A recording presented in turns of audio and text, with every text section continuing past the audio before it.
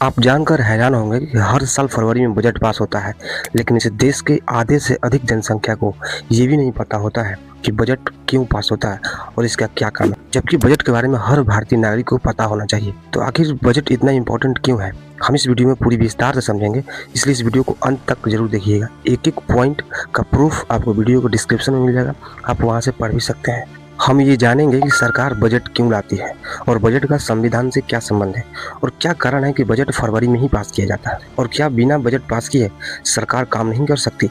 इन सारे सवालों का जवाब भी आपको इस वीडियो के अंदर मिलेगा, तो धैर्य से जितनी भी लंबी वीडियो है आप उसको देख सकते हैं। हालांकि इस वीडियो को आप चैप्टर वाइज भी देख सकते हैं, मैंने डिस्क्रिप्शन में अलग अलग चैप्टर में से बांट दिया है। तो सबसे पहले यही जानना इंपॉर्टेंट है कि बजट जैसा शब्द संविधान में है ही नहीं, लेकिन बजट की जगह जो संविधान में शब्द यूज किया गया है उसको कहते हैं एनुअल फाइनेंशियल स्टेटमेंट, AFS, जिससे क्लियर हो जाता है कि बजट का मतलब होता है पूरे साल का एक आर्थिक प्लान। यानी सरकार पूरे साल में कहाँ से पैसा कमाएगी और कहाँ खर्च करेगी, इसी का ब्यौरा देती है, जिसे हम बजट कहते हैं। इस बजट को भारतीय नागरिक को जानना इतना इंपॉर्टेंट है क्योंकि उसको पता चलेगा कि सरकार कहाँ से पैसा लाएगी और कहाँ खर्च करने वाली है।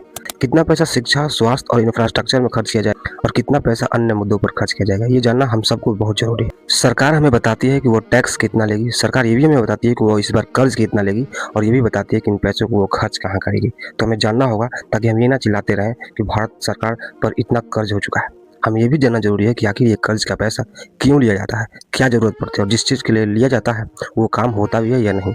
इसलिए भी बजट जानना बहुत इंपॉर्टेंट होता है। हम में से बहुत लोगों को ये जानना होता है कि क्या बजट संविधान से जुड़ा भी है या नहीं।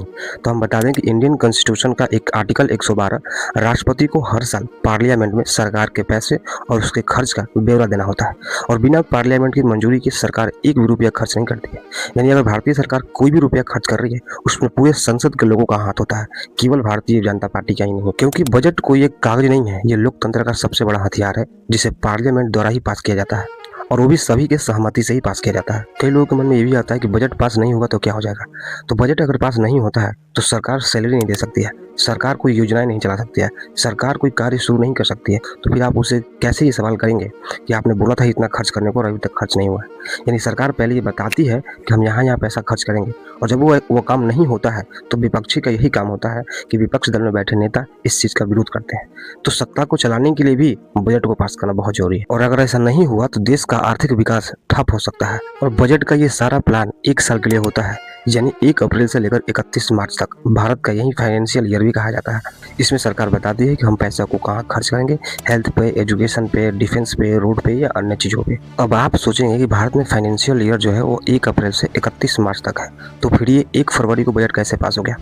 तो जैसा कि हमने पहले बताया कि बजट को संसद द्वारा पास किया जाता है, यानी हर मेंबर का राय उसमें जरूरी होता है, इसलिए पहले संसद से पास किया गया है, और अगर ये अच्छे से पास हो गया तो लागू 1 अप्रैल को ही होता है। लेकिन पास यूजुअली फरवरी में ही किया जाता है, और खासकर 1 फरवरी को ही किया जाता है। फाइनेंस मिनिस्टर बजट का पहले प्रिपरेशन करती है। बजट प्रिपरेशन में सारे मिनिस्ट्रीज, सारे स्टेक होल्डर्स और सारे डिपार्टमेंट लग जाते हैं कि बजट को कैसे प्रिपेयर किया जाए। फिर इस चीज़ को फाइनेंस मिनिस्टर बजट को संसद में पेश करती है। संसद में जब वो बजट पेश करती है तो सभी लोग उसको अप्रूव करेंगे। उस पर डिबेट चलता है, लंबी डिबेट चलती है, उसमें कुछ चेंजेस होते हैं, फिर उसको अप्रूव किया जाता है। संसद से जो भी अप्रूवल पास हो जाता है, जो भी चीज़ें पास हो जाती है, वो 1 अप्रैल से ही लागू होती है। इंडिया में पहली बार बजट पास किया गया था 7 अप्रैल 1860 को। जेम्स विल्सन ने पास किया था, वो भी ब्रिटिश इरा के दौरान, जब ब्रिटिश भारत था तब। लेकिन अब इसे फरवरी में किया जाता है, और फरवरी में करने का इतिहास है 2017 से। 2017 से यूजुअली इसको फरवरी के फर्स्ट वीक में किया जाता है, और खासकर 1 फरवरी को ही किया जाता है बजट को पास। इसका कारण क्या है, क्योंकि अप्रैल से इसको लागू करना होता है, तो सरकार को एक अच्छा समय मिल जाए ताकि संसद में इस पर बहस हो और फिर इसे पास किया जा सके।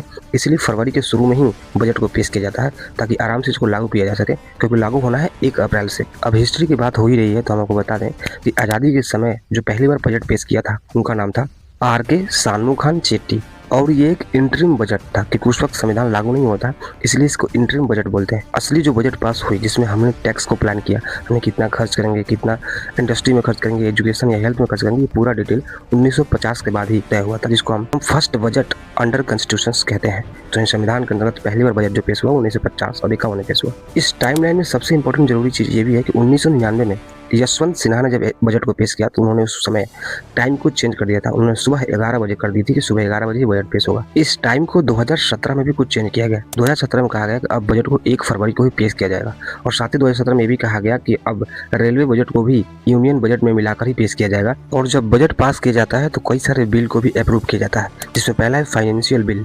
इसमें सीधी सी बात बताई जाती है कि कितना टैक्स लगेगा, कितना जीएसटी, कितना कस्टम, कितना एक्साइज लगेगा, यानी पूरी की पूरी बात टैक्स से रिलेटेड होती है।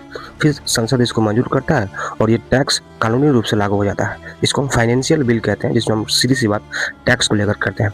दूसरी बिल होती है एप्रोप्रिएशन बिल। इस बिल से क्या होता है कि सरकार को कानूनी अधिकार मिल जाती है कि वो पैसे को खर्च कर सकती है, क्योंकि इंडिया का जो फंड है वो किसी एक सरकार के हाथों में नहीं है बल्कि देश की जनता की है। इसलिए हर प्रतिनिधि जो हमारे सांसद होते हैं वो सब इस पर राय रखते हैं। जब इस एप्रोप्रिएशन बिल को अप्रूव कर दिया जाता है तो सरकार को ये लीगली अधिकार मिल जाता है कि वो इंडिया के फंड को कहीं भी खर्च कर सकते हैं जहां वो चाहती है। इसलिए भारत सरकार जो है किसी को सैलरी देती है, कोई योजना शुरू करती है, कोई कार्यक्रम शुरू करती है, कोई इंफ्रास्ट्रक्चर का डेवलपमेंट करती है, क्योंकि इसी फंड का वो इस्तेमाल करती है। इसलिए एप्रोप्रिएशन बिल का अप्रूव होना भी बहुत जरूरी होता है। इसके बाद जो पास होता है उसको बोलते हैं डिमांड फॉर ग्रांट्स, क्योंकि जरूरी होता है कि सारे मंत्रालय भी इस पैसों का इस्तेमाल कर सके जो इंडिया के फंड में जुटे हुए हैं, चाहे वो शिक्षा मंत्रालय हो, स्वास्थ्य मंत्रालय हो, कृषि मंत्रालय हो या अन्य कोई मंत्रालय हो।